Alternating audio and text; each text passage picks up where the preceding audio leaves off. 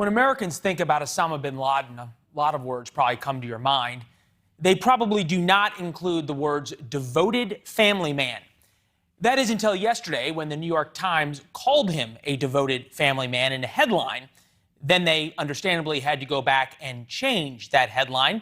Here with us now to talk about that headline change, Ashley Rindsberg, author of The Gray Lady Winked, How the New York Times Misreporting, Distortions, and Fabrications Alter History. Ashley, good to see you. We appreciate it. A headline such as this, devoted family man, Osama bin Laden, does that happen by accident?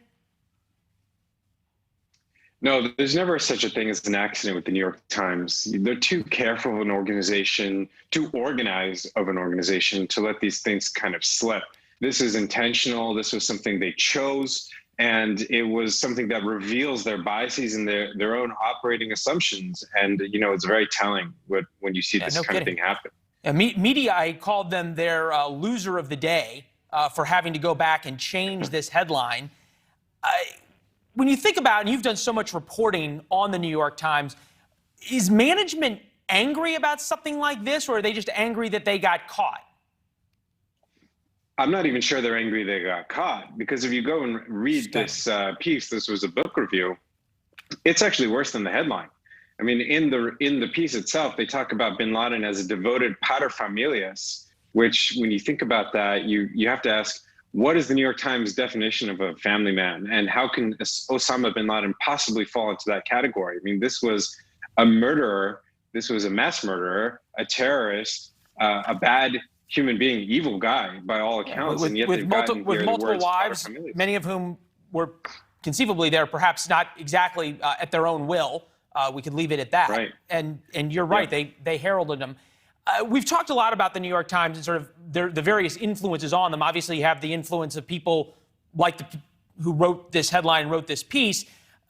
You were on earlier this week to talk about the influence of Chinese money on the New York Times. This struck us from the Brookings Institute, hardly a right-wing think tank. China's grand strategy to displace American order. One could imagine buying advertorials in the New York Times and talking about having media relationships and financial relationships between the Communist Party and the New York Times is part and parcel of trying to rebalance the American order. Absolutely. I mean, we live in a mediated world today. The media is everything. That's where influence is dealt. And the New York Times, Ben Smith, their media reporter, star media reporter, earlier this year, did this big piece about how China is buying influence across the global media. He neglected to talk about how this had been going on at the New York Times for 10 years. I'm sure you were shocked. I'm sure you were absolutely shocked that he didn't include that. Yeah. I was really, I was on the floor at that one, yeah.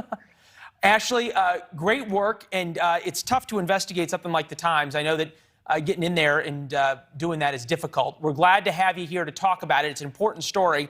And come back and talk to us as more things develop and you see more headlines like Osama bin Laden, the family man. I'll be there. Thank you, Leland. Up next, the face of climate change, John Kerry. We're going to look into whether he really practices what he preaches.